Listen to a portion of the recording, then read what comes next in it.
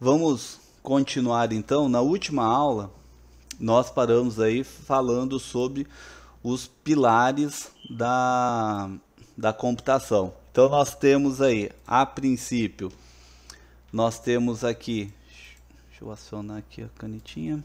Então nós temos os pilares da computação.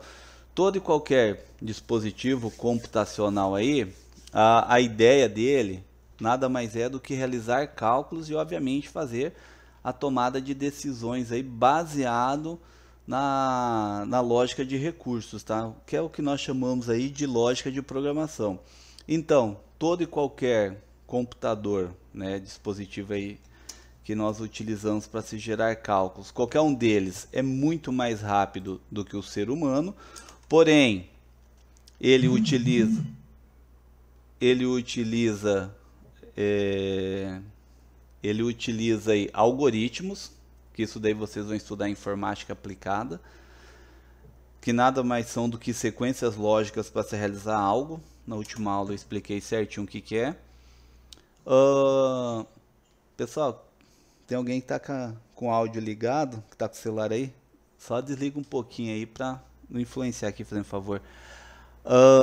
Aí nós temos lá, atualmente, lembrem que eu coloquei o atualmente por causa, devido ao motivo aí da IA, né, inteligência artificial, que está evoluindo cada vez mais e pode ser que isso daqui um dia mude, mas atualmente são máquinas burras que aparentam ser inteligentes, ou seja, o computador somente repete o que nós, seres humanos, aí definimos para ela, tá? Então ela não vai, por exemplo, processar uma informação lá que não esteja definido dentro do seu algoritmo.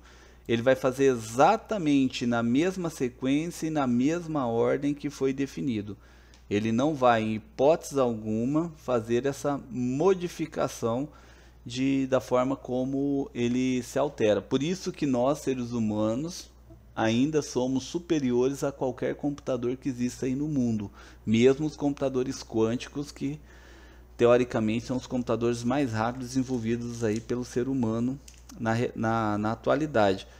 Tá? Mesmo eles aparentando, mas nós ainda somos bem mais complexos do que um computador, justamente porque nós temos aí a tomada de decisões não lógicas ou ilógicas, né, vamos chamar assim, as tomadas de decisões ilógicas que às vezes fazem toda a diferença, como por exemplo que eu citei na última aula, se você está em cima de uma marquise ou então em cima de um muro e foi definido no algoritmo, por exemplo, que o robô obrigatoriamente deve localizar uma escada e descer pela escada, hipótese alguma ele vai tomar a decisão de se atirar de cima deste muro. Por quê? Porque pela lógica, pelo algoritmo que foi utilizado, este processo pode danificar o equipamento. Então, como sendo que ele tem essa informação e faz parte do seu algoritmo, ele vai ficar parado em cima do muro até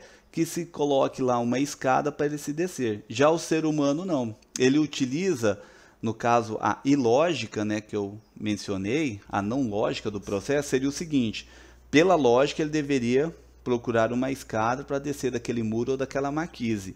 Porém, ele analisa, ele fala, bom, eu acredito que se eu pular aqui eu não irei me machucar. Sei lá, vamos jogar uma altura não muito alta aí, sei lá, 2,5 metros, tá?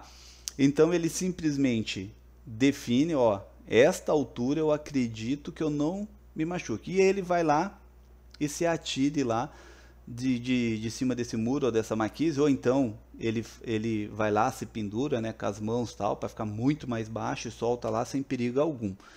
Porém, o computador, como não possui este algoritmo definido dentro dele, ele simplesmente vai ficar parado, como se ele estivesse travado. Enquanto não colocar algo que está dentro do seu algoritmo, ele não vai realizar esse processo. Por isso que eu falei, são máquinas burras. Por quê? Só faz o que foi definido seu algoritmo. Lembrando, atualmente, futuramente, a Deus pertence. Então nós, com os avanços aí das redes neurais, que é o que define aí a inteligência artificial, com certeza eles vão chegar a ter esse processo aí de analisar também processos não lógicos, que não pertencem ao seu algoritmo. Eles vão se vai ter um autoaprendizado dos algoritmos, que isso daí, para vocês verem como evoluiu bastante, observem as propagandas que vocês têm aí no YouTube da vida, que chega a ser até chato, né? Toda hora tem uma propaganda lá. Mas observem que essas propagandas mais ou menos são sites ou assuntos ou tópicos que vocês pesquisaram ou acessaram recentemente. Então o algoritmo do Google verifica com base no seu usuário e aí ele vai se auto-aprendendo qual é o conteúdo que mais se adequa ao seu perfil, ao perfil daquele usuário. Por isso que ele vai pegar lá, vai mostrar apenas, por exemplo, digamos que por um motivo qualquer você gosta muito de culinária e tem o hábito de pesquisar sobre receitas. E aí, com base nessas receitas que você vai pesquisando, observe que começam a aparecer lá propagandas de cursos ou até mesmo sugestões de vídeos para vocês assistir com base naquele perfil de receitas lá. Digamos que é um perfil vegano, então ele não vai pegar, por exemplo, se você tem um perfil de receita vegano, ele não vai abrir lá um site, por exemplo, lá da Friboi, para você ver lá as receitas usando lá maminha ou picanha ou qualquer outra. Por quê? Porque são focos totalmente diferentes. E esses algoritmos aí de redes neurais, eles tentam se aprender conforme o usuário e vão aumentando o seu algoritmo sem intervenção do ser humano. Mas isso é para o futuro ainda, tá? Ele vai melhorando aos poucos. Bom, o que é um sistema de computação? O sistema de computação nada mais é do que o nosso computador totalmente funcional, ele funcionando 100%. Então ele é composto de dados, hardware e software. Dados é aquela informação, né, aquela parte da informação que nós estamos manipulando naquele exato momento, que é normalmente é o objetivo, é o objeto do nosso trabalho em questão. O hardware é o equipamento, tá? Não necessariamente o computador, mas pode ser uma esteira, pode ser um termômetro, pode ser um termostato, pode ser uma balança, pode ser qualquer coisa aí, tá? Então hardware é uma peça aí eletrônica que está conectada ao nosso dispositivo. E software nada mais é do que todo e qualquer programa aí que nós temos implantado no nosso sistema. Não importa se ele é embarcado. O que é embarcado é aquele que vem embutido dentro do dispositivo, tá? Como por exemplo uma balança.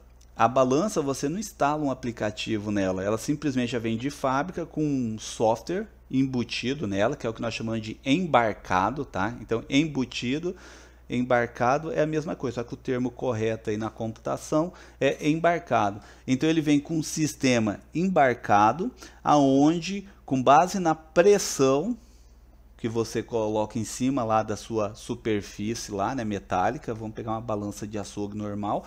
Então, conforme você coloca aquela pressão, aquele produto lá em cima, com base nessa pressão, ele define lá qual é o peso daquele produto. Então, eu tenho um software interligado a esse hardware lá de fábrica, embarcado, tudo bonitinho, aonde ele vai e faz tudo isso daí. Então, esse software não necessariamente é um aplicativo de computador ou de celular.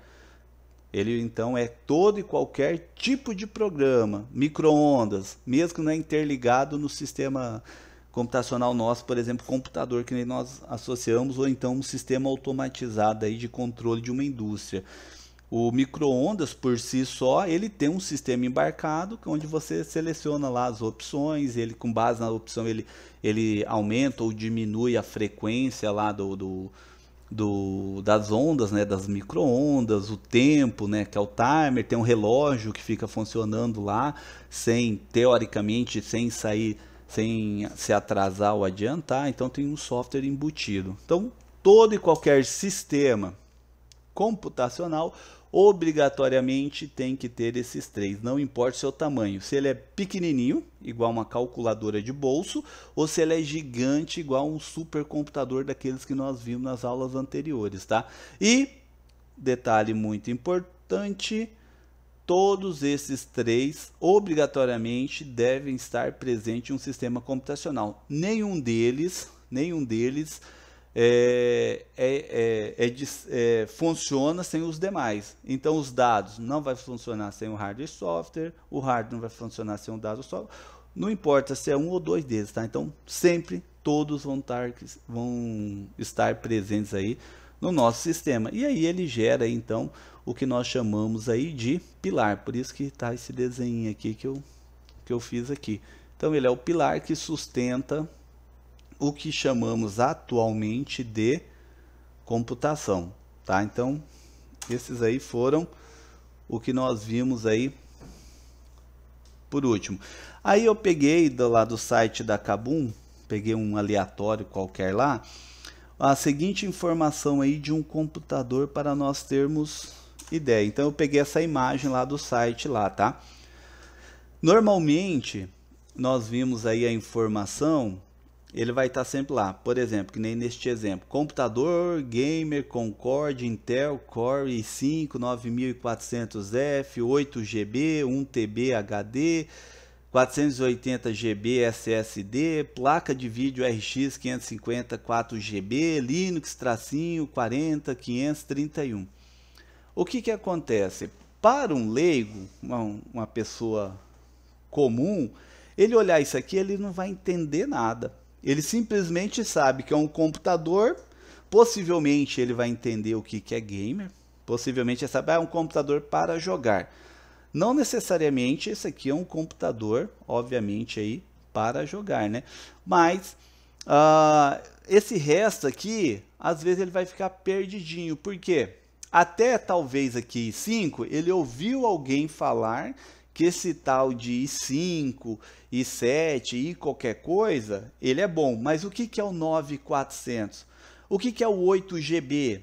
O que é esse 1TB HD? E o 480 GB SSD? Qual a diferença de cada coisa dessa?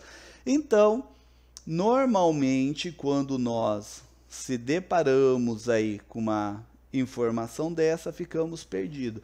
A nossa ideia é justamente entender o que é cada informação dessa daqui. Aí nós vamos ver com calma cada uma delas. Mas a princípio, só para facilitar, o termo gamer, pessoal, não necessariamente define um padrão de computador, tipo, o computador para ser gamer tem que ter isso. Não. Na verdade, a gente que define lá com base na minha necessidade. E se eu quero um computador para jogar lá, sei lá, vamos colocar um jogo qualquer lá, paciência. Então, o computador mais simples lá vai ser gamer. Mas o termo que geralmente nós colocamos gamer atualmente, né, as empresas, é quando ele tem uma placa de vídeo, teoricamente, de médio a grande poder de processamento. Essa é RX 550, que é isso aqui, ó, placa de vídeo RX 550. Esse RX 550 é o modelo da placa, tá? Que é um modelo razoavelmente bom. Não é das mais top, mas é boa. Roda aí a maioria dos jogos. E esse 4GB é a quantidade de memória RAM dedicada para essa placa, que não interfere no sistema. Ou seja, o sistema operacional do computador não tem, teoricamente, acesso ao uso para outras finalidades que não seja de vídeo desse daqui. Lembrando, quando eu falo não tem, na verdade por padrão. Porém, eu posso sim modificar o serviço da placa e compartilhar o processamento da placa de vídeo para o computador. Se querer pode, tá? Mas geralmente ninguém faz isso, tá? Então, esse é o modelo. Então vamos voltar aqui. Vamos cancelar a ideia do gamer aí. Esse daqui, Intel, é a marca do processador, tá? É Intel. Core i5 é o tipo do processador, no caso da marca Intel. 9400F é a versão do processador i5, que o 9 aqui representa que é nona geração, tá? Uma das últimas gerações aí da família i5, e 400 é o modelo dentro dessa geração da nona geração. 8GB está dizendo que é a quantidade de memória RAM disponível para aquele computador, para o seu sistema. Lembrando que se realmente isso aqui fosse um computador gamer, tá? É que esse aqui vai ser um de entrada, né? Mas um computador gamer de verdade, com certeza não vai ter 8 GB de memória RAM, tá? Vai ter mais. Porém, vamos seguir a ideia dos caras aí. Então, 8 GB, ele é a quantidade de memória RAM. Aqui deveria estar o modelo dessa memória, que não consta. Isso aqui influencia muito no preço final do computador. Por quê? Porque se eu tenho uma DDR3 é um preço, DDR4 é outro preço e DDR5 é um absurdo de caro. Porém, cada uma dessas é muito mais rápida do que a outra. Tá? E ambas possuem 8 GB. Então, é um detalhe que você vai olhar, mas aqui não mostra o modelo. Possivelmente, lá embaixo do anúncio vai ter. Com certeza, esse computador vai ser DDR4. 1 TB é a quantidade de unidade de memória auxiliar ou secundária que chama. Então é a quantidade 1 terabyte de informação para armazenamento secundário. Qual tipo de memória secundária? HD, que a memória HD é uma memória mecânica, então é uma informação muito importante da gente saber. Então é um dispositivo mecânico de armazenamento do tipo SATA 3, que tem uma velocidade limitada de transmissão, ou seja, a sua taxa de transferência do seu dispositivo de memória para o seu processador, para o computador como um todo, ele é bem mais lento para as necessidades atuais. Lembrando, pessoal, para quem deseja performance. Esse computador, esse modelo que está aqui, para quem quer para trabalhar dentro de uma empresa, para trabalhar Word, Excel, internet, sisteminhas simples da empresa, é ótimo, tá? Mas só para saber, 1 TB é a capacidade de armazenamento desse dispositivo, dessa memória secundária, que é memória de longo prazo, que é do tipo HD, que vem de hard disk, a gente vai ver isso com mais calma depois.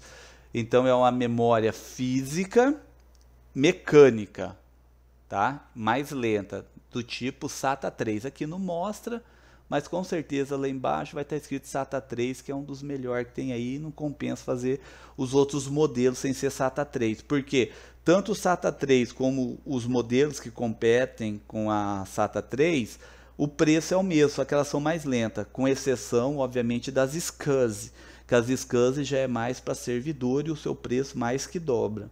Tá? Mas com certeza esse aqui não vai ser SCSI justamente por causa do preço do computador aqui embaixo. Tá? HD SCSI de 1 TB, com certeza esse preço aqui vai aumentar pelo menos mais uns 400, 500 reais. Esse 480 GB SSD, esse aqui é a nossa unidade de armazenamento. Essa aqui é uma unidade de armazenamento, essa aqui é outra secundárias. Ambas são secundárias. Coincidentemente eu peguei um modelo aqui, não tinha percebido nesse detalhe. Mas isso aqui, ó, memória secundária, memória secundária. Essa HD tipo mecânico, SSD, ela faz o mesmo serviço que a HD, porém ela é 100% digital. Ela não possui peças mecânicas.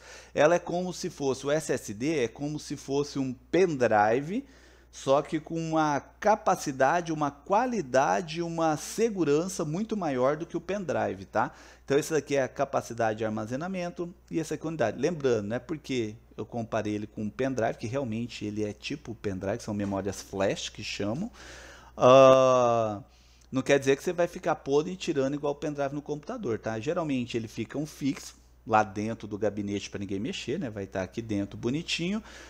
Qual a sua diferença desse para esse? Como esse aqui é mecânico, então ele tem ele é bem mais lento, justamente porque eu tenho peças mecânicas fazendo a leitura dos seus dados.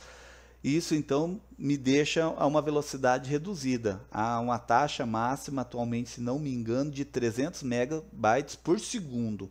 Já a SSD, as mais comuns hoje vendidas, como ela não possui essa taxa de transferência, como ela não possui essas peças mecânicas se movimentando, então a sua velocidade de escrita e leitura na memória é muito maior. Por quê? Porque é 100% digital. Então elas têm uma capacidade, ó, enquanto a outra tinha uma velocidade de 300, essa aqui tem uma velocidade média de 3 a 6 GB, ou seja, a mais ou menos de 10 a 20 vezes mais rápido do que essa outra memória aqui, tá? Por que que o cara colocou esses dois tipos de memória secundária nessa máquina para vender? Porque essa primeira aqui vai ser onde você vai colocar, essa primeira aqui, SSD, onde você vai colocar o seu sistema operacional e o seu principal jogo aí que você joga. Os jogos pesados, tá? Não jogos leves, tipo, sei lá, vamos colocar aí um Dota da vida, ou um Red Dead 2, ou sei lá, qualquer outro jogo que vocês quiserem aí, tá? Um LoL da vida, eu não sei. Pesado, vocês vão colocar nessa daqui, que vocês vão só clicar em questão de segundos, o jogo já está disponível para você. E nessa outra aqui é onde você vai armazenar os seus dados, tipo os seus arquivinhos do Word, do Excel, os seus vídeos que você grava ou você baixa, ou então jogos já de uma performance menor, né? Tipo, sei lá, um jogo qualquer aí, um Forts da vida, ou não sei. Qualquer jogo aí que você tenha que são pequenininhos e não exige tanto informação para processar. Então você vai gravar nessa daqui. E essa daqui então são os dispositivos SSD, são memórias secundárias, HDs aí, vamos chamar assim, né? São as memórias secundárias que nós armazenamos aí, que nós desejamos velocidade de leitura. E aí atualmente as de melhor performance e mais lenta, mais baixo o seu custo, são as SSDs. Nós temos HDs bem mais rápidas do que esse padrão aqui, tá? Mesmo para usuário doméstico. Nós temos as M2, por exemplo, que elas chegam a ser em média de 30% mais rápido que essa daqui. Então, só que o seu preço também aumenta aí em coisa de 20% a mais. Quem deseja muita performance, M2. Quem deseja performance a um preço acessível, SSD, tá? Placa de vídeo eu mencionei, capacidade de memória dedicada. Linux é o tipo de sistema operacional que está utilizado nessa máquina. Ah, mas se eu comprei um computador com Linux, eu posso utilizar o Windows? Pode. É só você ir lá, formatar bonitinho a sua SSD aqui no caso, que vai estar o seu sistema, e instalar o Windows bonitinho. Por que que você comprou com Linux aqui? Porque se ele fosse com Windows, com certeza o preço vai aumentar pelo menos uns R$200 aqui. Por quê? Linux, Open Source, gratuito, não paga nada para se ter o Linux na sua máquina e não existe pirata. Todo e qualquer sistema ou programa Open Source, ele é gratuito, não são piratas, você pode baixar e instalar sem custo nenhum, sem preocupação nenhuma. Windows, não existe cópia Open Source, ou seja, gratuita. Se você quer usar o Windows 7, quer usar o Windows 8, não usem, tá? O Windows 8, caem fora. Ou Windows 10, tá? Então usem 7 ou 10. Vamos fazer de conta que o 8 não existe, que realmente não deveria nem ter existido. O 9 nunca foi feito, tá? Então do 8 já pulou para o 10. Então o que que acontece, pessoal? O Windows 7 e o Windows 10, não importa qual versão que vocês vão utilizar, com certeza vocês terão que pagar por esta versão, tá? Então ela não é gratuita, não existe gratuita. Se você tem na sua máquina e não pagou nada, com certeza tem alguma coisa errada. Mas nós brasileiros não pirateamos nada, então com certeza de vocês é 100% original aí, ok?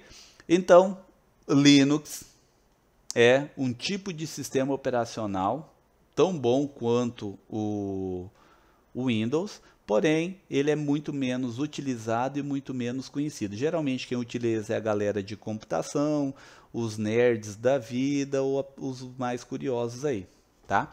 O usuário normal geralmente utiliza o Windows. Ok? Então isso daqui normalmente é uma propaganda e nós vamos destrinchar cada um desses termos aí para nós termos um conhecimento um pouquinho maior destas tecnologias aí. Bom, então o que são memórias computacionais? Nada mais são do que dispositivos que nós utilizamos no nosso sistema computacional para armazenamento de dados e, consequentemente, gerenciar os dados que nós utilizamos. Por quê? Porque eu tenho vários tipos de memória. E dentre esses tipos, eu tenho memórias permanentes e memórias temporárias. Memórias permanentes são aquelas memórias que nós armazenamos alguns dados, informações dentro dele, e ele mantém esses dispositivos, essa informação armazenada a longo períodos de tempo, um dia, um mês, um ano, 5 anos. Então esses são os de armazenamento que nós chamamos de armazenamento em massa, tá? E nós temos os temporários. Esses tipos de memórias de armazenamento temporários, eles nada mais são do que memórias aonde nós armazenamos uma informação para uso, dados, né, para uso nesse exato momento, num período de tempo muito curto, e depois não temos mais interesse. Ou seja, todos esses dados serão perdidos. Lembrando, os dados que estão nessa memória temporária. Ah, mas e se esse resultado eu desejo armazenar ele? Eu vou perder ele porque está na memória temporária? Não, porque você vai lá, aperta no botãozinho de salvar. O que ele faz? Ele vai tirar da memória temporária e vai armazenar numa memória não temporária, que é uma memória a longo prazo. Que é quando você, por exemplo, quando você está digitando lá um trabalhinho no Word, lá, uma planilha no Excel, não importa. Você está lá aberto, tal. Quando você clica no botão salvar, toda aquela informação, aquele textinho bonitinho que você estava digitando lá, estava trabalhando, ou uma imagem que você estava lá no Corel ou no Photoshop trabalhando, toda aquela imagem, ou aquele texto, ou aquela planilha, 100% dela estava armazenado lá na memória temporária. E se você não salvar, se você não clicar no botãozinho salvar, e você simplesmente desligar o computador, toda essa informação é perdida. Ou seja, aquela imagem que às vezes você ficou 1, 2, 3 horas trabalhando ela lá para fazer um trabalho, qualquer que seja, pelo motivo de você ter desligado e não ter transferido da memória temporária para a memória não temporária, a memória de armazenamento a longo prazo, ela automaticamente se perde, não tem como recuperar. Essa memória, essas informações, esses dados que estavam na memória temporária, a hora que ela é desligada, ou seja, você corta o fluxo de energia para esse dispositivo, aquela informação se perde permanentemente. É impossível recuperar. Não tem como recuperar. Tá? Não tem programa, não tem peça, não tem nada. Só se Deus aparecer e recuperar. Fora ele, ninguém. É impossível. O que está na memória temporária. Tá? E quando você clica no botão salvar, ele automaticamente retira o que está na memória temporária e te dá a opção de qual memória secundária que você deseja armazenar, porque toda e qualquer memória secundária são memórias a longo prazo, são memórias permanentes, tá? Bastante tempo. Qualquer uma secundária, que nem eu mencionei lá, somente duas, né? Mas existe várias, que é o tal da HD, que é o tal da SATA 3, ou então a SSD. Ambas são memórias secundárias e ambas são memórias aí a longo prazo, memórias permanentes. Então ela vai te dar a opção que geralmente nós vemos lá, C2 ponto, D2 ponto, computadores têm várias HDs, aparece E2 ponto, F2 ponto. Então aquilo ali é uma memória de armazenamento em massa, tá? Bom, esses dispositivos, não importa qual seja, se é um pendrive ou se é uma unidade de armazenamento aí, uma SSD, M2, ou se é uma memória primária, que é as memórias temporárias, todas elas têm uma capacidade de armazenamento, que naquele imagem anterior nós vimos lá que tinha 1 TB, 1 terabyte, e a outra 480 GB, 480 gigabytes. Este é a quantidade nominal de informação teórica que eu consigo armazenar naqueles dispositivos. E ambos, observe, indica quantos bytes a memória pode armazenar. Então, o que é bytes? Bytes é uma unidade de medida que a galera de computação aí, os computeiros, utilizam para definir o tamanho de uma informação ou o tamanho de um dado. Então, todo e qualquer dado, por menor que ele seja, nós utilizamos uma unidade de medida para representá-lo, ele para mim saber quanto daquela informação ou quantos daquele dado eu consigo armazenar dentro de um determinado dispositivo, tá? Porém, o byte sozinho, ele é muito pequeno. No início da computação, década de 40, né, que foi quando começou o ser humano a desenvolver os equipamentos computacionais aí, como nós conhecemos hoje, os primeiros computadores, lá, o ENIAC da vida, o que acontece? Essa informação byte até era muita informação. Por quê? Porque lá os computadores processavam, comparado com hoje, muita pouca informação, então os dados eram muito pequenos, né, que a gente tinha que armazenar e trabalhar. Porém, década de 60, 70, esse volume de dados cresceu demais, e aí o ser humano então definiu padrões de mudança de classes, ou seja, igual nós temos lá gramas e quilos, centímetros, metros e quilômetros, o que acontece? Também foi feito essa mesma análise para os dados quando são armazenados dentro de um dispositivo. E aí foi feito isso daqui, ó. A menor unidade representativa de um computador, ou seja, a menor informação possível dentro de um dispositivo eletrônico, não importa o seu tamanho, se é pequenininho ou se é gigantesco, a menor informação possível é um bit. Normalmente, pessoal, o bit ele é escrito em minúsculo, tá? Por que ele é escrito em minúsculo? Por causa desse cara aqui, ó. Observe que bit e byte, ambos são B. Só que um é B minúsculo e o outro é B maiúsculo. Aqui eu coloquei em maiúsculo, que também não é errado, tá? A gente colocar ele em maiúsculo, simplesmente para ficar aqui visualmente melhor aqui a sua visualização. Mas é normal o bit sempre vir escrito em minúsculo. E a sua justificativa é por causa disso daqui, ó, o seu símbolo, que é um B minúsculo. Então, um bit nada mais é do que um 0 ou 1. Tá? Então, um 0 sozinho ou um 1 sozinho é um bit. E toda e qualquer informação, não importa qual seja, nada mais é do que um conjunto de bits relacionados. Toda e qualquer informação. Não importa o seu tamanho, se é minúsculo ou se é gigante, tá? Todo e qualquer é um conjunto de bits, tá? Um conjunto de bits relacionados que representam aquela informação. Por quê? O computador ele não sabe o que é o verde, o que é o azul, ele não sabe o que é um som, ele não sabe o que é, por exemplo, a somatória de um número com outro. Para o computador isso não existe. Para ele o que existe é isso, ó. Ou é 0 ou é 1. Lembrando que isso aqui, na verdade, são representação de pulsos elétricos, tá? Mas, então, ou é 0 ou é 1. E isso daqui é uma informação. Parece que não, mas somente que esses dois, usando só esse ou só esse, eu consigo fazer uma infinidade de serviços dentro de uma indústria. Vamos analisar a área de vocês. Como que um único 0 ou único 1 consegue manipular dentro de uma indústria, fazer uma diferença? Como, por exemplo, eu desejo verificar, por exemplo, imagine que nós estamos aí dentro de um silo e eu desejo saber se o meu desumidificador está ligado ou desligado.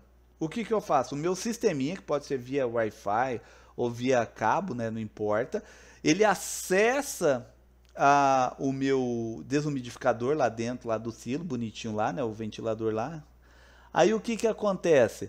No que eu vou lá e pergunto, você está ligado ou desligado? Ele vai me devolver 0 ou 1. Se ele me devolver um 0, eu sei que ele está desligado. Se ele me voltar um 1, eu sei que ele está ligado. Tá? Por isso que o símbolo de ligar, desligar da maioria dos aparelhos eletrônicos que vocês conhecem, que parece um arroba, na verdade não é um arroba, é um 0 com 1 dentro. Se vocês observarem, então é porque 0 desligado, 1 ligado. E se vocês verem esses aparelhos, como por exemplo a cafeteira aqui que eu estou olhando aqui, essa cafeteira ela tem 0 e 1, 0 no desligado e 1 no ligado, aquela chavinha, você liga e desliga. tá? Então isso é extremamente comum hoje aí nos eletrônicos. Então, somente com 0 ou com 1 eu sei se uma determinada máquina está ligada ou desligada. E eu posso mandar ligar ou desligar. Por exemplo, eu desejo verificar agora, eu não lembro, estou aqui no escritório aqui, trabalhando agora, eu não lembro se eu fechei o meu portão. Será que eu deixei aberto? Acesso o meu sistema de domótica pelo celular. Domótica, para quem não lembra, que eu já mencionei, são sistemas que gerenciam a casa, tá? Então são sistemas domótica, que é automação residencial. Então eu pego o meu aplicativinho aqui do celular e eu verifico o status do meu portão, aberto ou fechado, 0 ou 1. Eu pergunto e aí o dispositivo lá do portão vai me devolver 0 ou 1. Se ele me devolver 1, eu vou, opa, esqueci aberto, rapaz, olha só, deixa eu fechar aqui. Eu simplesmente vou lá e mando ele. Obviamente aqui não vai aparecer escrito 0, 1, né? Vai aparecer aberto, fechado. Opa, deixa eu fechar. Eu aperto um botãozinho lá escrito fechado. Automaticamente o meu celular, o meu aplicativo aqui no celular, manda uma informação lá pro portão, né?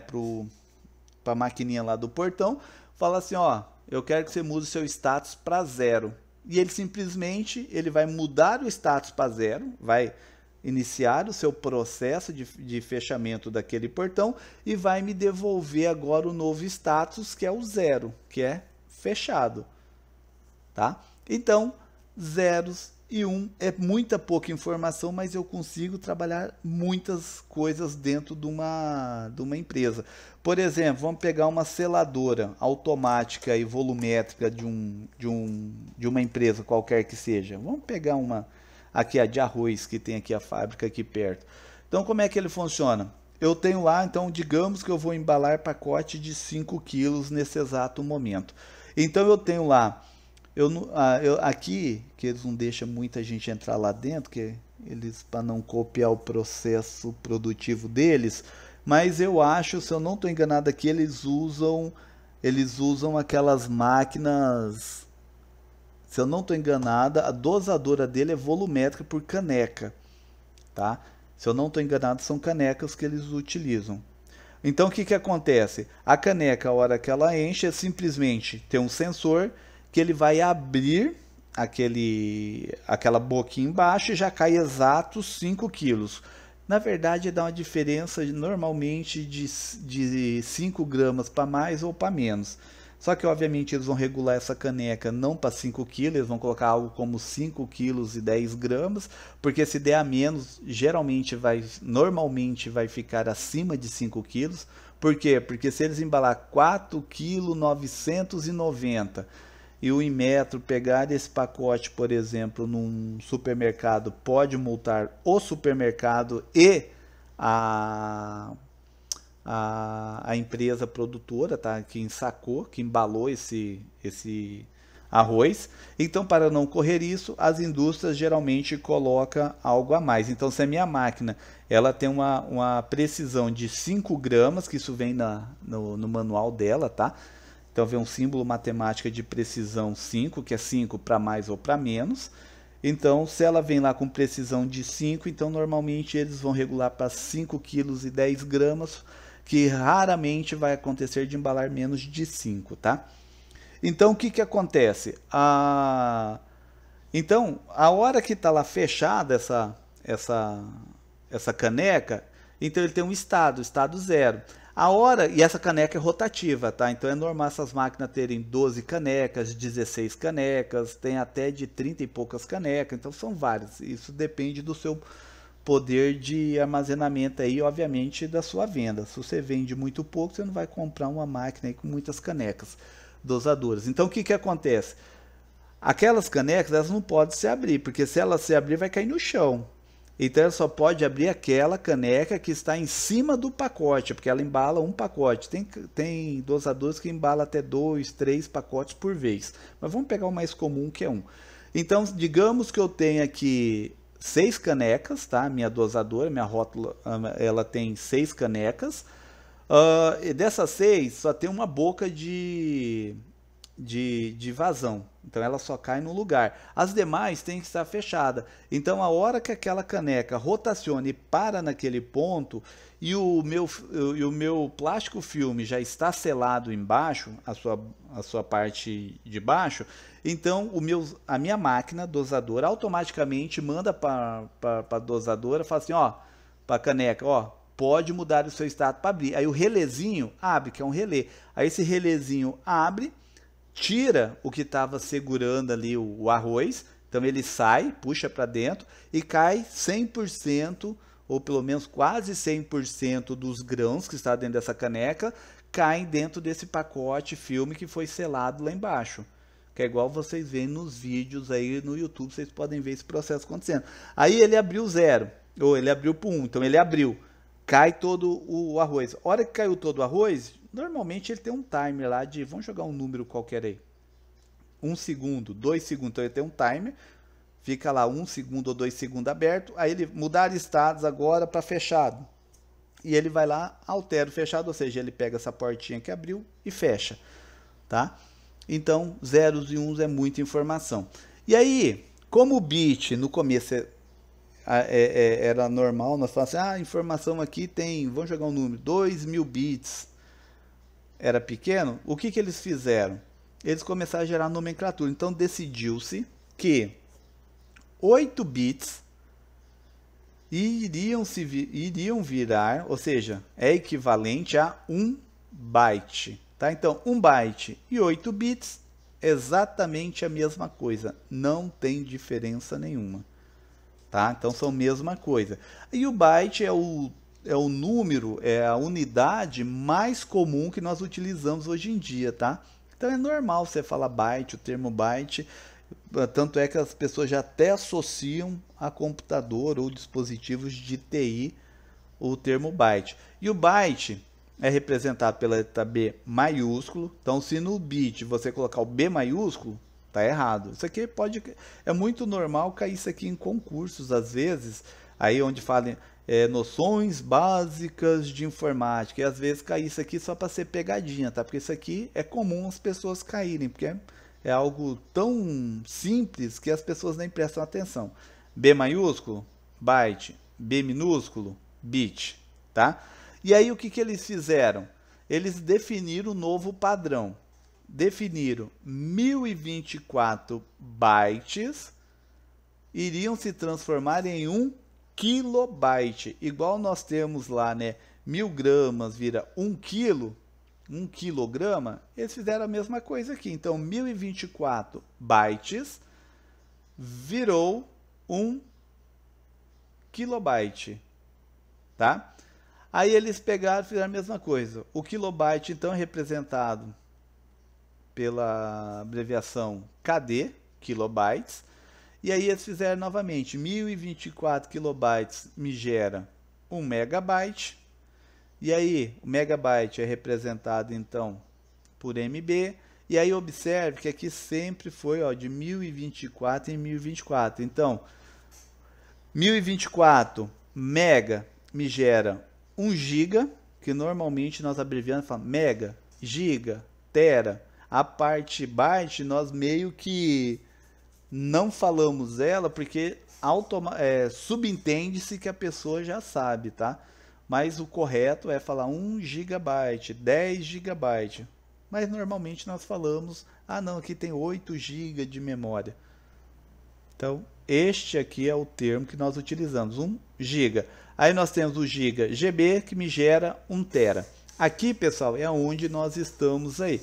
Atualmente, a medida, vamos pôr assim, a maior medida para usuários domésticos ou empresariais aí de pequeno porte são as unidades de terabyte. Dificilmente você vai encontrar alguém que tenha necessidade, por exemplo, de mais do que 20 tera, 50 terabytes de informação. Porque atualmente é muita informação, 1 terabyte, tá? Então, nós temos aí hoje as HDs aí para uso doméstico, empresarial de baixo porte, pequeno porte, até mesmo médio porte. As HDs aí as mais comuns, as maiores que nós temos aí é na casa, tem a de 8 tera, se eu não estou enganado, esses dias parece que eu vi uma de 12 teras para vender, 12 ou 14, não me recordo, que foi a maior que eu vi, mas as mais comuns são, atualmente, são as de 2, 3 e 4 terabytes, tá? 2, 3 e 4, e a 1, né? A 1 é a mais comum de todos, mas 2, 3 e 4 são as mais comuns. A de 1 tera para de 2 tera, a diferença é muito pouca, então compensa comprar de 2 tera. Já de 2 para de 4, por exemplo, dá bastante diferença o preço. Mas é normal você comprar hoje os novos computadores, em vez de vir com 1 tera, vem com 2. Dá diferença aí na casa, na ordem de 150 a 200 reais a mais. Só que você dobra a sua capacidade de armazenamento e acreditem, 1 tera é muita informação. Porém, pessoal, eu não vou entrar na besteira de falar o que um professor falou para mim na faculdade, quando eu estudava, que um aluno, um tal de André, que estudava junto com a gente, que entendia muito de computação na época, era um dos que mais sabiam da turma, né, que eu entrei sem saber nada de informática, e ele já estudava com informática, trabalhava, né, na verdade, com informática, até uma escola de informática, isso na década de 90, quando eu comecei a faculdade. Ele fez um questionamento para o professor de hardware nosso, que na época uma HD, a maior que existia, era de 1.2 GB, o que era muita informação para a época.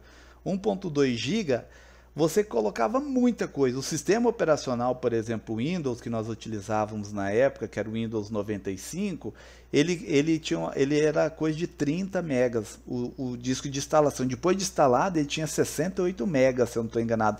O que era muita informação para a época. Não era que nem hoje, não existia internet igual hoje, que todo mundo tem acesso. Então, uma HD de 1.2 GB para você encher, era muito difícil. Não existia nem CD para vender na época, era caríssimo, e um ou outro só que tinha, que eles chamavam de kit multimídia, que hoje em dia nem se usa mais. Hoje é raro você achar um computador que venha lá com drive de DVD ou Blu-ray, né? Ou DVD ou Blu-ray, não sei. É raro, porque é uma tecnologia que já foi muito utilizada, mas hoje infelizmente morreu aí, está quase que morrendo, porque o pendrive faz o serviço muito melhor e com a capacidade muito superior do que um DVD ou um Blu-ray, tá? Então, são tecnologias que foram substituídas ou estão sendo substituídas, principalmente pelos pendrives e também o que nós chamamos aí de nuvens, né? Armazenamento em nuvens, que vocês conhecem aí, já é muito comum no dia a dia de vocês aí. O que acontece? Então o professor, ele falou assim, professor, muito em breve nós vamos ter as HDs aí com vários gigabytes, 20, 30, 50, e o professor falou que nunca ia ter, que isso era impossível ter dentro do computador dentro da casa, porque era muita informação, e realmente, você falar 1 tera de informação na década de 90, era impensável, era um tamanho gigantesco. Então não vou entrar na mesma besteira de falar que vocês nunca vão ter uma HD de 1 petabyte na casa de vocês. Por que eu falo isso? Porque hoje quem trabalha com edição de vídeo, né, os youtubers da vida aí, por mais simples que seja o vídeo dele lá, que ele grava lá, por exemplo, 15 minutos, 20 minutos, já vai fácil, 15, 20, 30 GB de informação, um único vídeo, às vezes lá, que ele vai gravar em 4K, que é para ter uma qualidade maior, para depois ele fazer o redimensionamento lá para Full HD, e aí o YouTube faz lá, que daí fica a tela melhorzinha, então ele vai gravar em 4K, tem uns que já gravam em 8K. Um vídeo, por exemplo, meia hora em 8K hoje, utilizando a resolução máxima, meia hora, cara, eu acho que chega fácil aos seus 30 GB, um único vídeo. Então, se eu tenho 1024 GB para fazer 1 tera, então um youtuber aí, até mesmo esses que gravam jogos, né, lá jogando online, que ele grava 1 hora de jogo e o povo assiste de boa, então vai dar 50, 60, 70 GB, ou seja, coisa de um mês, se bobear, ele já encheu uma HD de 1 tera só com os vídeos de edição. Então eles têm uma necessidade muito maior. Então 1 petabyte pode ser que um dia seja comum. Exabyte, atualmente é impensável nós termos isso dentro de casa, mas futuramente pode ter. Então nós temos, pessoal, depois do terabyte, que é TB, que é o que nós estamos atualmente na casa do terabyte de armazenamento em casa, o mais comum. Então ele me gera 1 petabyte, tá? E aí 1000, que é pelo PB, observe que o final sempre é B, tá? B de byte.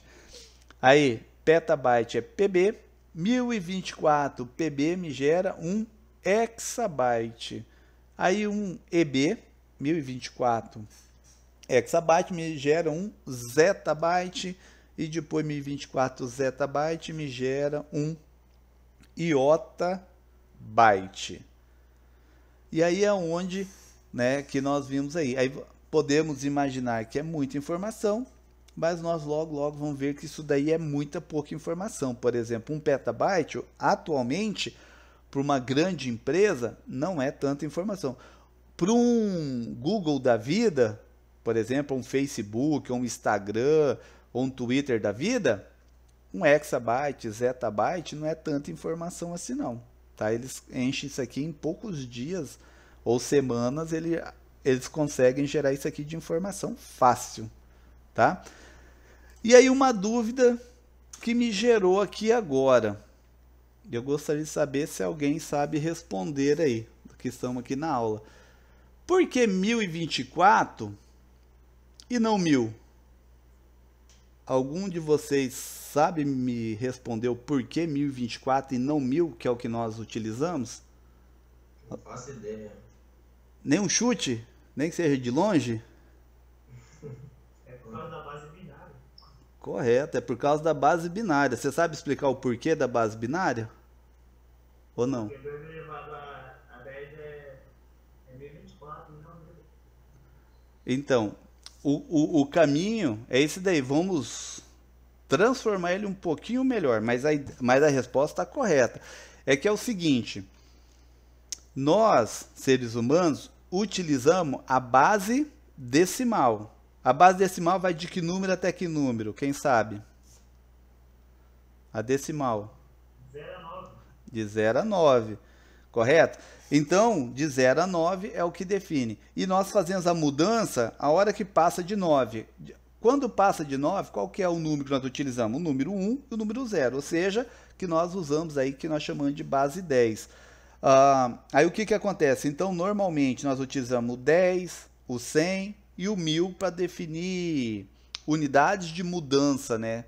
Então, por exemplo, nós temos 100 centímetros me gera 1 metro. Aí nós temos lá 1000 metros me gera 1 quilômetro. Então, observem que sempre vai ser 10 elevado a algo. Ou vai ser 10 elevado a 1, a 2 ou a 3, normalmente, tá? 10 a 1, a 2 ou a 3. Não me recordo agora se tem alguma unidade, vai ser 10 a quarta, não lembro, mas eu acho que não, tá? Que nós normalmente utilizamos, ou é 10, ou é 100, ou é 1000, para se definir a mudança aí de negócio. Já aqui na computação, nós utilizamos base binária. Por que base binária? 0 ou 1. Por isso que ele mencionou, porque é base binária, 2 elevado a tal. Por quê? Binária, eu só tenho apenas 2 estados possíveis. Ou é 0 ou é 1. Já na decimal, eu tenho 10 estados possíveis, de 0 a 9. Então, o binário, como eu tenho somente 2 estados, então a minha base é 2. Aí aqui já entra na matemática básica, tá? Lá na historinha que estuda normalmente quarta, quinta série, 2 elevado a alguma coisa. Então, minha base é 2, tá? Na decimal, a minha base é 10, 10 elevado a algo. Na binária, é 2 elevado a algo. Aí, o que a galera de computação fez na década de... que eles definiram isso aqui, eu acho que foi na década de 40, se eu não estou enganado. Eu acho que foi até o Alan Turing, o nome dele, que gerou esse padrão. Se eu não estou enganado, foi na década de 40, ou final dos anos 30, não me recordo, que eles geraram. E aí, que eles quiseram fazer? Para definir esses padrões aqui, ó, eles queriam chegar a algo que fosse comum para o ser humano. No caso, o 1000. Porém, qual que era o problema? A nossa base é binária. Nossa base é 2. Então, se minha base é 2, qual número de base 2 equivale a 1000? no caso não tinha, tá? E aí ele falou, beleza, mas qual que se aproxima? Aí foi o que o colega respondeu, 2 elevada à 10ª potência. Então vamos lá, só para a gente começar. 2, 4, 8, 16, 32, 64, 128, 256, 512, 1024. Então 2 a décimas equivalem a 1024, ok? Por isso que é 1024 e não 1000. Aí agora vai vir um bizu. Vocês vão pegar livros e vocês vão pegar, entrar em sites que vão falar que, por exemplo, 1000 bytes equivale a 1 kilobyte. 1000 kbytes equivale a 1 megabyte. E de tanto povo falar isso daí, as empresas de armazenamento utilizam esse número 1000 para armazenar. Normalmente, tá? Não quer dizer que seja uma regra, mas normalmente utiliza o 1000 para definir o tamanho de suas HDs. Exemplo, aquela HDzinha que nós falamos lá no começo, lá de 480 gigabytes de informação, na verdade, se você formatar ela vai dar 470 alguma coisa, gigabyte. Por quê? Porque o computador vai fazer a 1024, ele não faz a 1000. Porém, como o 1000 é aceitável e o número dá muito maior, então eles te vendem 480, te entregam 470 e você aceita. E eles não podem ser processados. Por quê? Porque eles vão falar que a norma técnica tal aceitou o número 1000 como sendo a passagem comercial de unidade. Ok? Então vocês vão achar livros, revistas e sites utilizando o número 1000 bytes e não 1024. Ok? Tá errado? Teoricamente não, porque a comunidade científica aceita essa unidade para comercial, tá? A nível comercial. Mas o correto é 1024, porque o sistema é binário. E todo e qualquer sistema binário, obrigatoriamente, ele tem que ser múltiplo de 2, com base 2. Tá? Então, é 1024 o correto e não 1000. O 1000 é comercial. Então, você pode fazer um produto, multiplicar por 1000 e vender ele por 1000, não por 1024. Se você levar em consideração, se você pega lá o número 1000, então você vai ter um dispositivo com um número muito grande de unidades. Imagina lá, você tem um cara vendendo uma HD, um SSD de 480 e o outro cara vender de 450 pelo mesmo preço. Qual das duas você vai comprar? Você fala, tá louco? Eu vou comprar essa de 480. Aí, às vezes, você vai fazer a conversão, esse de 450 ou 460, na verdade, ele tem a mesma capacidade de 480. Porém, como esse cara utilizou a medida real, binária, 1024, então o número dele ficou pequenininho, 450, 460, e o outro usou o comercial, que é permitido por lei, não pode ser processado por isso, deu 480, ele vai vender mais.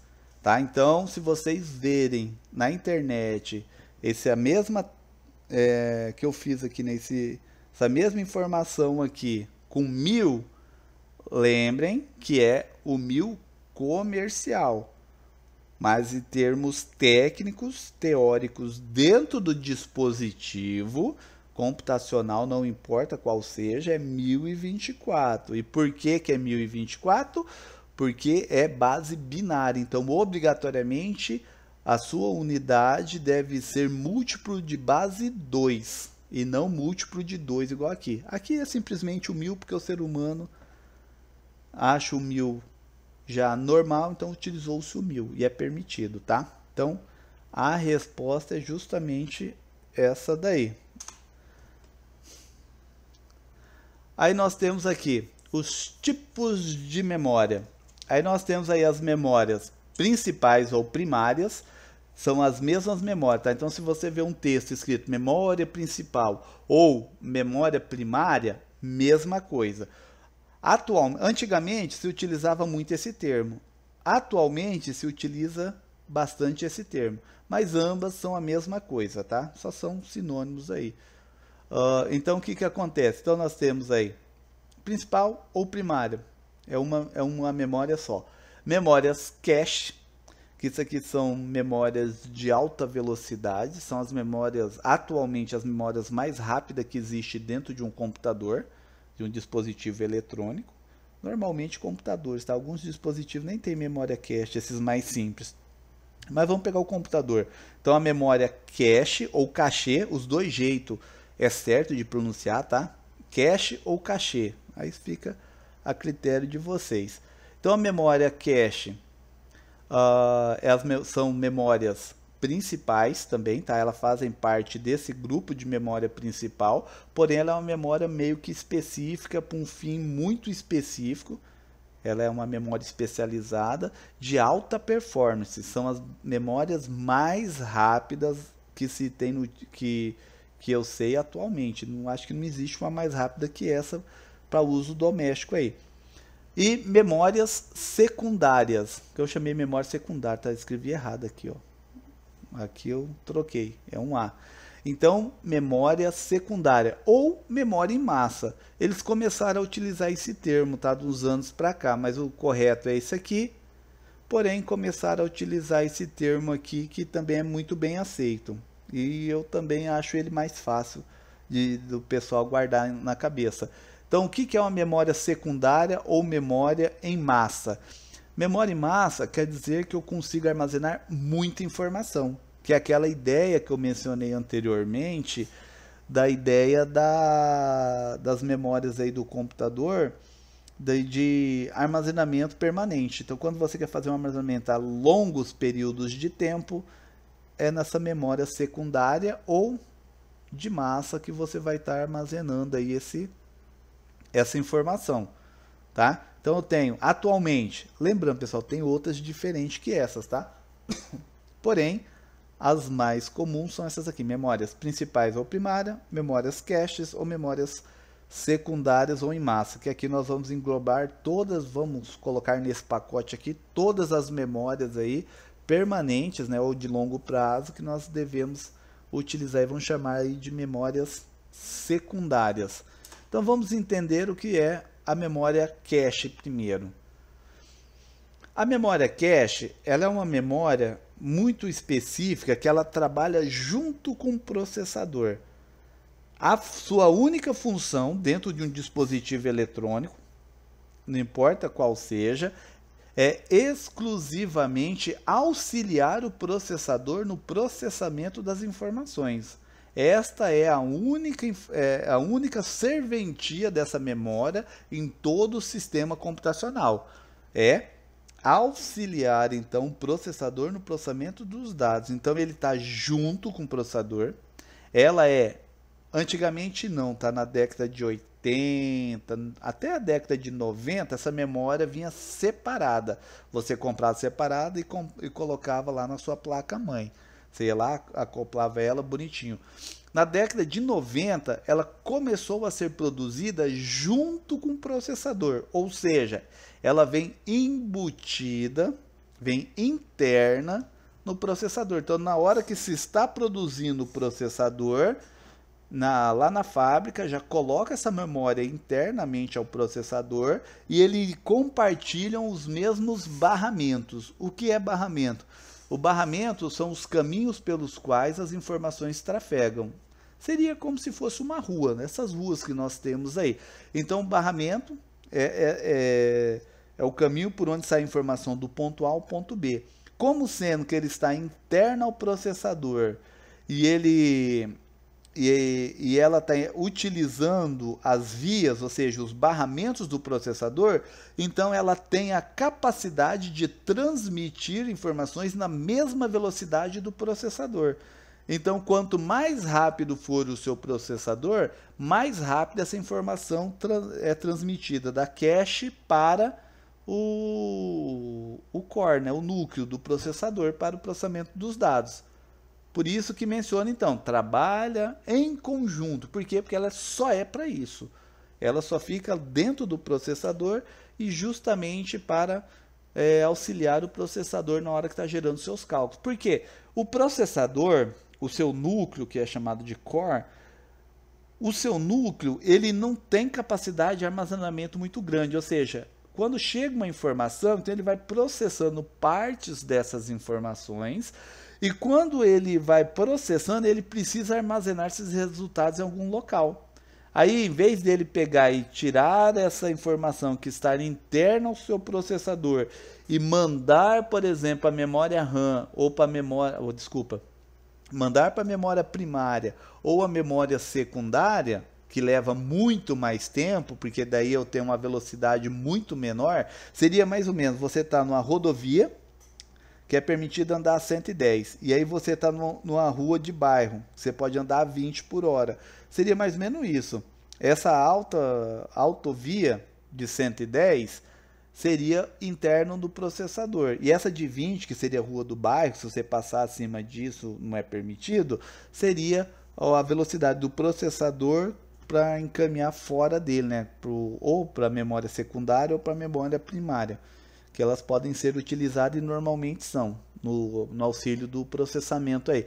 Então ele está interno e aí ele vai trafegar nessa velocidade. Então ele armazena, em vez dele mandar para lá, ele pega esse resultado, esse parte do cálculo que ele fez e armazena na memória cache. E aí, obviamente, a hora que ele precisar desse resultado para recalcular ou para utilizar nos cálculos futuros que ele vai precisar para processar toda aquela informação, ele, em vez de buscar lá na memória primária, ele simplesmente vai na memória cache, que já está ali do lado, e busca essa informação. A melhor analogia que eu utilizo quando nós estamos lá no campus é o quê? A biblioteca do campus fica num canto da quadra. E o laboratório lá de informática, onde eu ministro as aulas, que normalmente é o laboratório 2, ele fica no outro extremo da quadra. Aí o que acontece? Aí nós fazemos a analogia, nós colocamos um livro lá em cima de um balcão, né? Então, acione o fantástico mundo de Bob de vocês aí e começa a enxergar todo esse processo. Imagine que eu tenho um livro dentro da sala e tem um livro lá na biblioteca. Para aqueles que conhecem já o campus, né, que eu acho que muitos de vocês não conhecem ainda, né, por causa da pandemia, alguns nem vieram ou só vieram, fizeram a matrícula e retornaram, que é a primeira fase. Então, e aí eu tenho o mesmo livro lá na biblioteca, que está no outro extremo da quadra. Aí qual dos dois que é mais rápido para mim acessar uma informação? Aquele livro que está dentro da sala, a questão de alguns metros, ou aquele outro que eu vou ter que caminhar aproximadamente 70, 80 metros ou mais para se chegar até lá na biblioteca e pegar outro livro. Então é mais ou menos isso. Então imaginem que o livro é informação processada. Então, a memória cache é aquele livro dentro da sala. Esse é a minha memória cache, aquele está junto com o processador e na hora que eu preciso eu pego o livro e já tenho lá a informação. E a memória primária ou secundária, quando o processador tem que acessar, é essa mesma ideia. Então eu tenho um tempo maior para ir lá na biblioteca, buscar o livro, retornar aqui na sala e acessar essa informação. O resultado é o mesmo? É. Ambos são satisfatórios? Sim, porque ambos chegou ao resultado final. Só que um foi muito mais rápido e o outro foi muito mais lento. Mas ambos resultaram na execução da atividade. Um pouco mais lento ou um pouco mais rápido, mas executou. Então, memória cache é isso. É uma memória para armazenamento, só que é bem pequeno, tá? A sua capacidade de armazenamento, que está interna ao processador. E na hora de se comprar um processador, isso aqui define muito o valor dele. Por exemplo, é muito comum você ir numa loja e falar assim, eu quero comprar aqui um i7, vou jogar um qualquer, um i7 8ª geração. Qual que você tem aqui? Qual velocidade você quer? Sei lá, eu quero um 2.8. Beleza, eu tenho um 2.8 aqui, vai lá. Eu tenho aqui a R$800. Ele, então tá bom, depois eu vejo. Aí você vai lá na outra loja. Eu quero um i7 8ª geração. Você tem? O cara tem. Qual o preço? O cara olha, eu tenho aqui, tá R$920. Você fala, tá louco, cara? Mas lá do outro cara é R$800, aqui é 920, tá mais caro, vou buscar lá. O cara, não tem como o cara vender mais barato. Isso aqui é o mínimo do mínimo. Certeza que o dele não é igual. Não, é 2.800. É 2.8. E aí você entra naquela e fala, não, vou lá buscar. Mas por que que o dele era mais barato?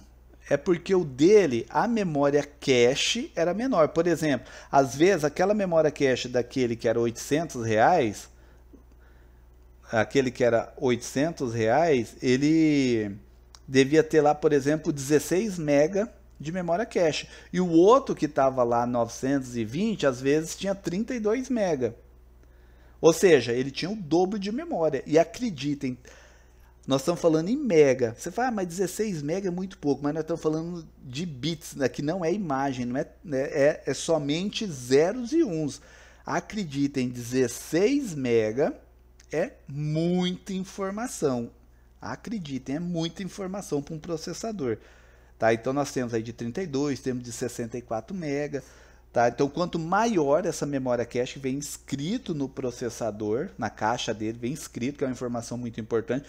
Quanto maior esse número cache, né, essa quantidade de cache, mais caro é o processador. E por que ele é mais caro? Primeiro, porque eu tenho que ter uma tecnologia maior para conseguir embutir essa quantidade maior de memória dentro do processador. E segundo, que é uma memória que você comprou, é aquilo, pronto, acabou, não tem como você aumentar. Então, se amanhã ou depois você precisa de um computador mais poderoso, às vezes só de ter uma memória cache maior já te resolvia. Principalmente para a galera aí que gosta de jogar, né, molecada aí que gosta de jogar muito, essa diferença da memória cache faz muita diferença na hora do processamento lá dos jogos, tal, para fazer os quadros, renderização, ajuda bastante. E para empresa, indústria, nós temos aí várias indústrias que eu tenho um servidor lá no fundo que processa um mundo de máquina lá e um mundo de terminais espalhado pela indústria. Então, se eu tenho um número de memória cache muito grande, então eu consigo controlar, gerenciar mais máquinas por segundo. Então faz toda a diferença. Então, às vezes, um processador da mesma velocidade, que esse 2.8 a gente já vai ver daqui a pouco, na verdade na próxima aula, quarta-feira. Esse 2.8 é a velocidade que esse processador trabalha. Só que como ele tem mais memória, cache interna, então quer dizer que ele tem um delay menor, ou seja, uma taxa de transferência muito mais rápido do que o outro. Tá? Então a memória cache faz muito. E que nem está aqui, né? Memória cache vem embutida no encapsulamento. Esse é o termo técnico que se utiliza para o processador, tá? Por quê? Porque o processador, eu tenho lá bilhões de peças dentro de um único processador.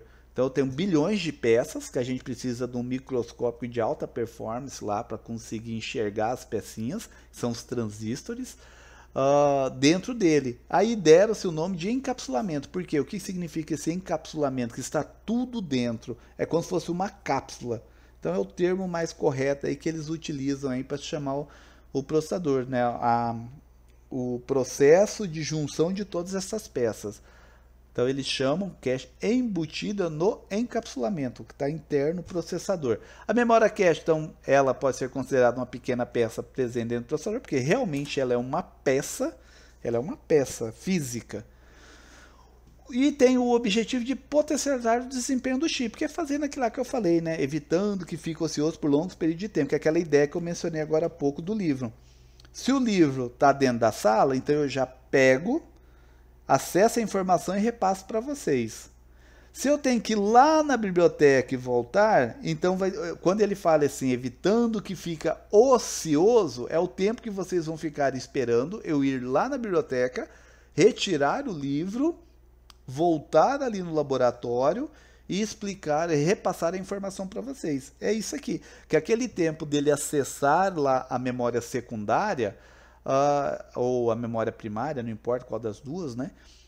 Então ele tem um tempo maior de acesso. E aí, obviamente, o processador, como funciona a velocidade muito alta, ele vai ficar ali milissegundos. Tá? Quando fala por longos períodos, pessoal, acredite, esse longos períodos não é um segundo, tá? Um segundo para o computador é uma eternidade. Se nós for fazer uma associação com nós seres humanos, eu acho que seria algo como 1 hora para a gente, seria um segundo computador.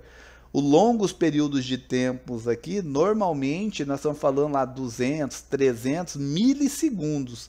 O que para o computador é muito tempo dele ficar parado esperando que a informação se chegue lá. Ok? Então, associe esses longos períodos com esse período que longo para o computador, não para nós. Não vai imaginar que o computador vai ficar 10, 15 minutos esperando informação. Não. Em um segundo, cara, é muita informação por segundo que passa dentro de um processador. Quando eu falo muita, é muita. Estou falando de...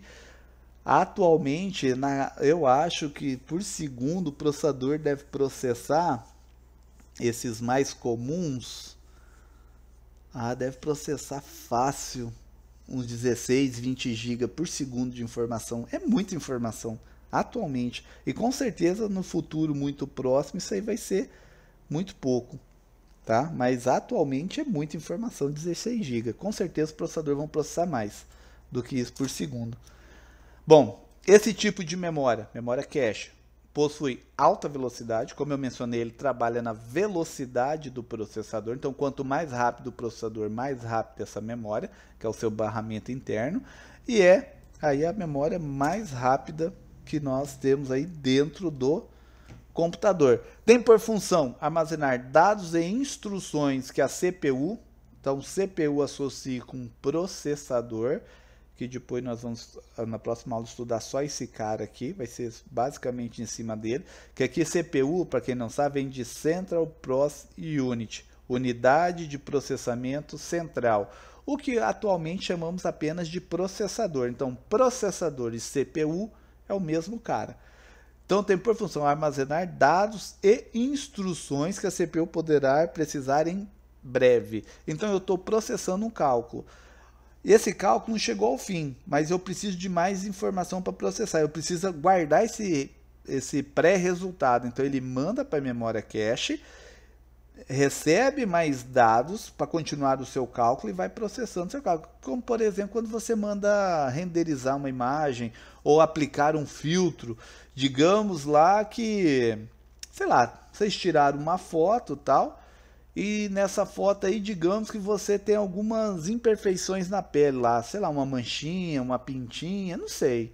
Você tem alguma coisa ali na pele que você quer manipular. Então você vai usar um filtro lá no Photoshop ou qualquer outro aplicativo e ele vai refazer lá a pele da pessoa ou do serviço que vocês pegaram para fazer e ele vai remover essas pintinhas, fazendo com que a pele fica parecendo pele de pêssego, né? Lisinha, lisinha. Aí o que acontece? Então, quando ele vai processar aquela imagem, toda aquela imagem não cabe dentro do processador. É muita informação para dentro do processador. Então ele pega um pedaço que está lá na memória primária, toda a foto fica dentro da memória primária, tá? Ele pega uma parte dessa informação. Então imagine lá uma foto, digamos que ele dividiu em 10 partes.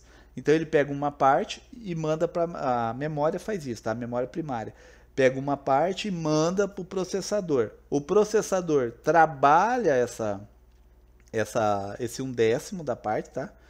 Então ele vai lá, processa essa parte, fala, beleza, essa parte eu já terminei. Porém, eu vou precisar dela para a imagem final. Ele não vai mandar para a memória primária, ele vai mandar o resultado, que é só o resultado do processamento, para a memória cache. E aí ele fala para a memória primária, ó, pode mandar a parte 2. E aí a memória primária encaminha a parte 2. Ele trabalha a parte 2 e encaminha o resultado da parte 2 para a memória cache. E aí depois que ele tem todas as 10 partes, ele recupera essa informação da memória cache e desenha toda a tela bonitinha lá, com a foto lá, com a pele perfeitinha, tirando todas as imperfeições lá da pele, lá uma pintinha, um risco, uma mancha, uma estria, sei lá o que tinha lá na pele que vocês queriam remover, tá? Ou o olho vermelho lá, na hora que tirou a foto, o olho ficou vermelho, você quer remover isso aí, não importa. Ok? Então é isso que ele está mencionando aqui neste caso. Então memória cache é bem isso daí.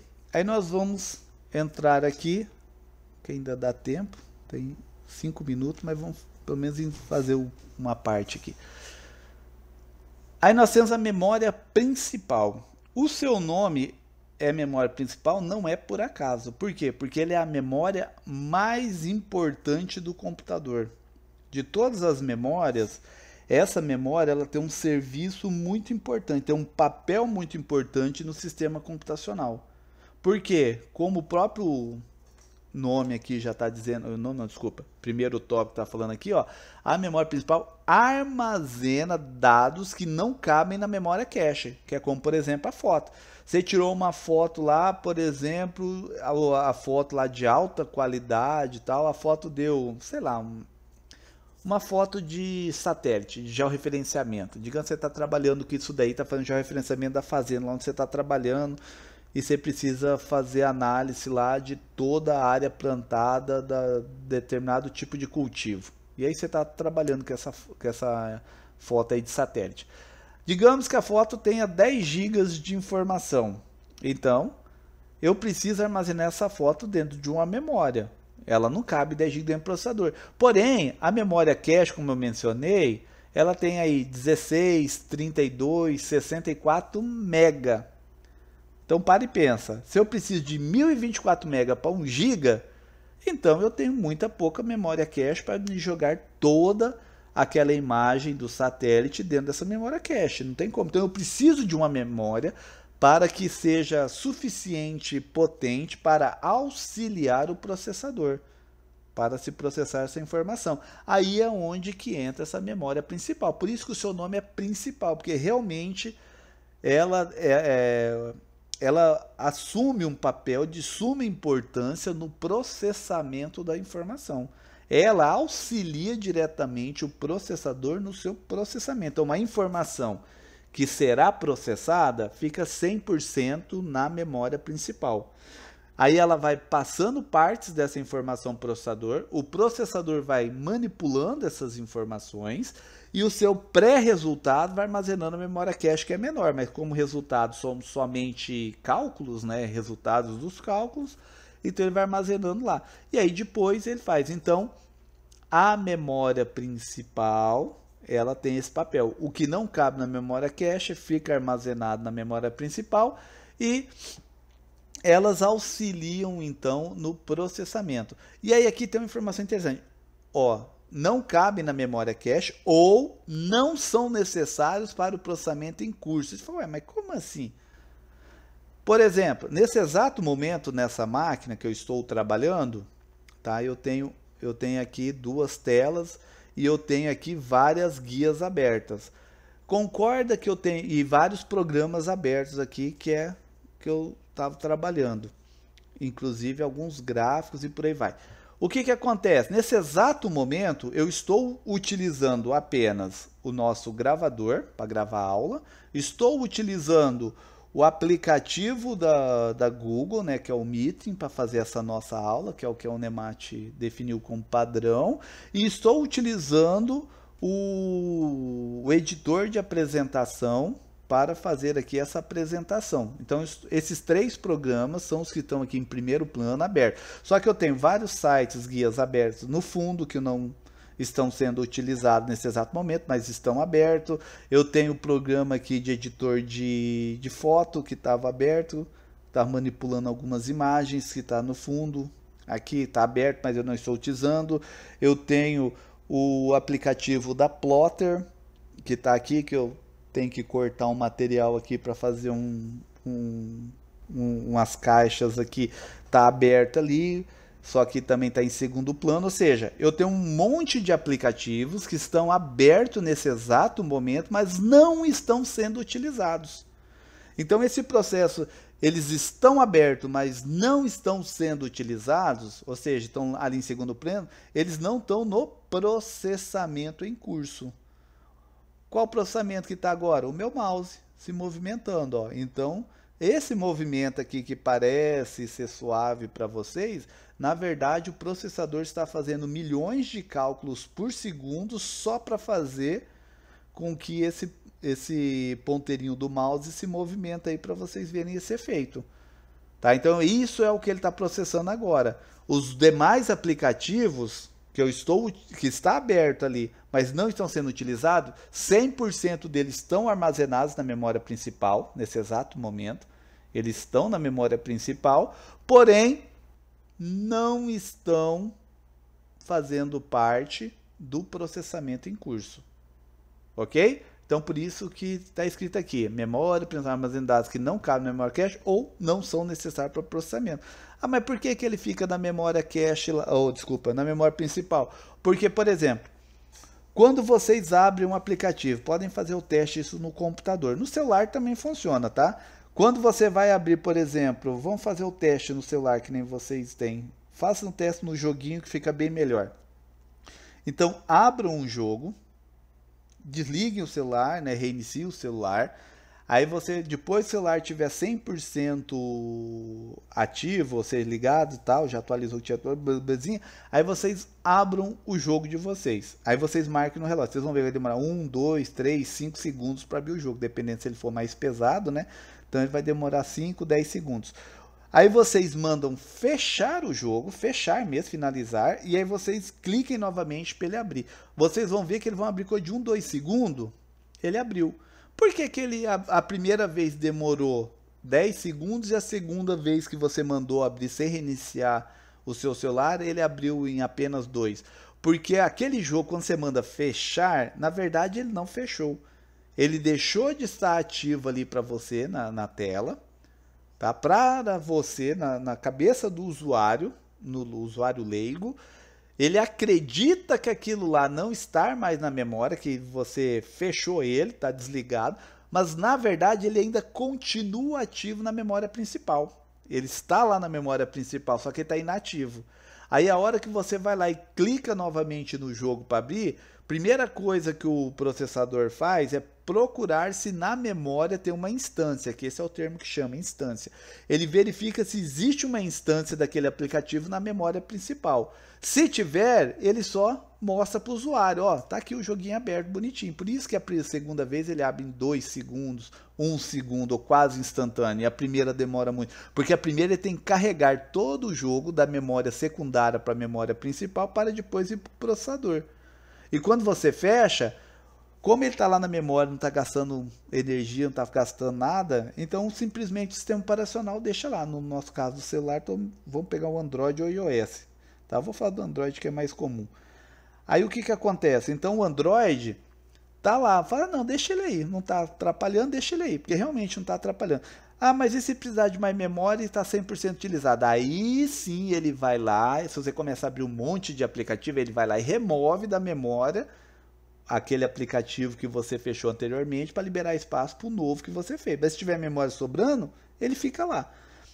Tá? Então é isso daí. Então ele deixa na memória. Quando eu fecho aqui, por exemplo, vou lá e fecho o Word aqui da minha máquina. Estou fazendo um documento aqui e tal. Aí eu terminei de fazer ele, o plano de aula, tal, bonitinho, falei assim, ah, beleza, depois eu volto. Aí eu fecho ele aqui, né, e começo a mexer com outra coisa aqui. Aí dali a pouco eu falo, ah, beleza, vou voltar a mexer. A hora que eu abro o Word, ele explode na tela em questão de milissegundos. Ele já abre bonitinho, bem rapidinho. Por quê? Porque ele ainda está na memória RAM, tá? Que nessa máquina, ela não tem muita memória RAM, eu vou aumentar.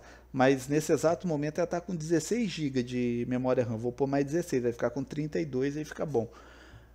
Mas com 16 já é uma quantidade razoavelmente boa. Então dá para ficar vários aplicativos abertos ao mesmo tempo que o computador suporta de boa. Tá? Então é isso aí que ele está mencionando. Suas principais características quando comparado à memória cache. Lembrando, só a cache.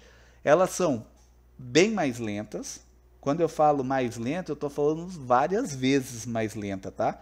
Questão aí de 10, 20 vezes, é mais ou menos isso, mas de 10 a 20 vezes mais lenta do que a memória cache. A sua taxa de transmissão. O seu custo é muito inferior, enquanto hoje uma memória, que nem eu falei lá, às vezes 16 MB de memória cache a mais no processador aumenta 100, 200 reais. Você compra lá um pente hoje de 8 GB, você vai pagar mais ou menos na ordem aí dos 200 reais em 8 GB, que é dezenas de vezes maior do que uma memória cache aí. Tá? Então elas são bem mais baratas do que a memória cache e possuem maior capacidade de armazenamento. Que nem eu falei, hoje é normal você você comprar memória para uso doméstico de 32 GB, um único pente. O mais comum hoje é 8 GB, o que é muita informação. Parar para pensar, 8 GB numa memória RAM atualmente é muita informação, tá? Daqui a alguns anos talvez não. Para quem joga muito, 8 GB não é nada, tem que ser no mínimo 16. Então tem esses pequenos detalhes. Mas 8 GB já é um tamanho mais do que suficiente para rodar quase todos os aplicativos que tem aí, tá? Bom, ela é mais comumente conhecida como memória RAM. As memórias RAMs, que vem da abreviação de Random Access Memory, que traduzindo isso daqui, vem memória de acesso randômico. Que antigamente as memórias de acesso sequencial, mas não vou entrar nisso não, que sem saber a galera de computação, tá? Só coloquei a abreviação aqui para vocês saberem. Se uma hora aparecer escrito assim, vocês sabem o que isso daqui é isso aqui. Mas normalmente nós não chamamos de memória principal. É muito comum falar memória RAM. É o termo mais comum para esse tipo de memória, tá? Então, memória RAM, de Random Access Memory. Assim como a memória cache, a memória principal é volátil. Tanto a memória cache como a memória principal, ambas são voláteis. O que é uma coisa volátil? Volátil é uma coisa instável. É algo que não consegue armazenar, é algo que não consegue manter o seu estado. Não tem como garantir o seu estado. Ou seja, então agora ele está num estado, daqui a pouco ele pode estar em um estado totalmente diferente. Como, por exemplo, quando ele fala lá, né? A nitroglicerina, ela é totalmente volátil, então cuidado, se balangar demais, ela vai explodir. É por causa disso, porque o seu estado está em líquido, do nada, para ela mudar para o gasoso, que daí vai gerar explosão, é um tapa. Ok? Então, volátil é isso. E aí, traduzindo esse termo volátil para computação, né, para os termos tecnológicos, é isso aqui embaixo, ó. Ou seja, leva à perda dos seus dados e das instruções nela armazenada quando o computador é desligado. Então, volátil, nós podemos definir que toda e qualquer memória volátil de um computador necessita de energia para manter os seus dados armazenados. E a interrupção dessa energia automaticamente destrói de forma permanente os dados nela armazenados, sem a possibilidade de recuperação de tais dados. É impossível, uma memória volátil, é impossível recuperar os seus dados depois de apagados, ou seja, depois que você cortou a energia. Então, tudo que estiver na memória RAM, tirou a energia, é instantâneo. Essa informação se apaga e não tem como recuperar. É impossível, não tem como recuperar, tá? Geralmente, pessoal, obviamente que não só a título de curiosidade, que eu sei que vocês não vão fazer isso, mas geralmente os hackers da vida aí, né, os crackers, o que eles fazem? Quando eles vão fazer as malandragens deles, eles pegam, jogam todos os aplicativos na memória volátil, roda 100% da aplicação nesse tipo de memória, e aí depois, a hora que ele desligou o computador, não tem como a polícia, por exemplo, recuperar todos os dados que eles manipularam nessa memória, não tem como recuperar. Aí se os policiais não interceptou, não rastreou online e conseguiu obter essas informações, pode levar o computador para casa deles, pode fazer o que eles quiserem lá, que não tem como recuperar. Tá? Memória volátil, cortou a energia, os dados se apagam automaticamente, não tem como recuperar. Tá? E aí, por último, só para a gente finalizar, que já deu a hora, né? Mas só para finalizar um desenho aqui. Então, nós temos esse pequeno desenho aí, pessoal. Esse desenho eu tentei aqui fazer de uma forma bem grotesca, né? Por falta de tempo, mas vai dar para entender. Então aqui nós temos o nosso processador e ele vem com a memória cache. Só que a memória cache, na verdade, são 4 aqui dentro, tá? As mais comuns, tem 3 ou 4, depende muito do processador. Tem processador que tem até 8. E cada uma faz uma coisa que isso aqui tem que saber a galera de computação. Então, imagine que isso aqui são todas as memórias cache em uma só, tá? Mas elas são várias, são normalmente 3. Aí o que que acontece? Então tem a memória cache que é encapsulada, ou seja, é produzida junto com o processador. Então é uma pecinha muito minúscula lá dentro. E aí eu tenho a memória RAM que está na placa-mãe. Então eu tenho aqui um dispositivo que faz a conexão desse cara com esse cara. Que no nosso caso é a nossa placa-mãe, a nossa motherboard. Então como é que funciona? O processador, quando quer trabalhar, automaticamente ele vai enviar informações para cache e buscar informações. Ele fica fazendo esse loop aqui, ó. Quando ele sabe, o processador sabe que a informação está aqui dentro, quando já é um pré-cálculo, né? Então, quando ele quer armazenar, ele manda para cá o pré-resultado, e quando ele necessita novamente do que ele já fez anteriormente, ele vai lá e bota. Então, fica nesse ciclo interno, o que é muito mais rápido. E aí, obviamente, se essa informação não está lá dentro, igual a ideia que eu falei, dividir a imagem em 10 partes, tal, bonitinho, então ele faz isso aqui. O processador solicita para a memória RAM a próxima parte, a memória RAM encaminha para o processador aí a próxima parte. Então ele fica fazendo esse loop aqui, ó. Esse loop aqui, pessoal, é muito comum, tá? Esse loop aqui é muito comum e na próxima aula a gente vai ver como diminuir essa velocidade aqui, o que define a qualidade de um computador. Daí sim você pode entrar naqueles termos do gamer que a gente estava falando no início da aula. Isso aqui influencia muito para definir se um computador é gamer ou não. Essas duas setinhas aqui. Então nós temos interno, uma memória de alta velocidade. Externo, temos essa memória principal, a mais comumente utilizada se chama RAM, aonde ela faz esse processo de armazenar informações e manter o processador. Então ela gerencia aqui qual informação vai para o processador e qual informação ela armazena e como que ela vai armazenar internamente aqui.